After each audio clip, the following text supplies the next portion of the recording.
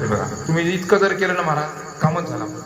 कामच. इतकी अतिशय सुंदर उदाहरण आहे. बघा, संत मीराबाईच्या काळामध्ये पूर्वी कसं व्हायचं, राजे लोक होते ना महाराज. आता जी संडास बाथरूमची सुविधा आहे ना, त्यावेळेस नव्हती ती सुविधा महाराज. त्यावेळेस भंगी लोक होते, भंगी लोक. आता मी तुम्हाला काही आपल्या वडील मंडळीला माहित असेल, पहिले भंगी लोक काय करायचे, संडास जर केले ना मोठे मोठे श्रीमंत लोकांच्या घरी, ते भंगी लोक ते घाण काय काय काढून द्यायचे मला. असे भंगी लोक होते. आणि ती भंग्याची ती बाई बरेच वयस्कर 50-55 वर्षाची म्हातारी, आणि ती रोज तिथे यायची, पण ती पडली आजारी. कसं करता सांगतो, संकट कसं निवारण होतं याच्याकरता हे लक्षपूर्वक आहे का. आणि मग ती बाई आजारी पडली. 1 दिवस झाला, 2 दिवस झाला, त्याने सांगितलं निरोप पाठला. बाबा मग काय केलं, ते म्हणजे काम घरात मी खूप आजारी, मी जाऊ शकत नाही. तिने त्याच्या मुलाला पाठवलं याच्याकडे ती घाण उचलून आणायला.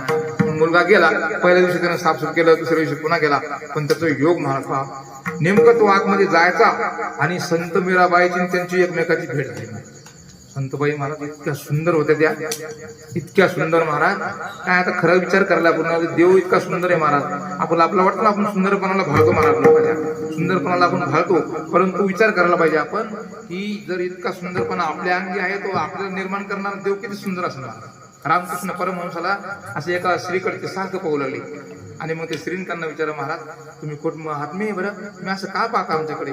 तुम्ही सांगितलं, बाई मी तुला त्या वासनेनं पाहत नाही, मी तुला विचार करतो, अरे तू जर इतकी सुंदर आहे तर तुला निर्माण करणारा भगवंत किती मोठा असणार, याचा विचार करावा. आणि मग ही बोलला, आणि दोघांची नजर झाली महाराज.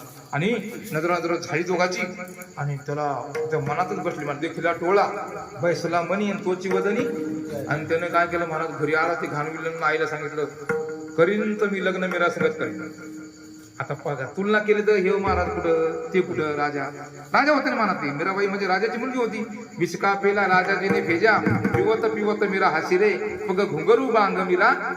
लोक कहे मीरा भैरे बावरी, लोक कहे फुल नासी रे. हे का नाही महाराज, खूप गोड चिंतन आहे.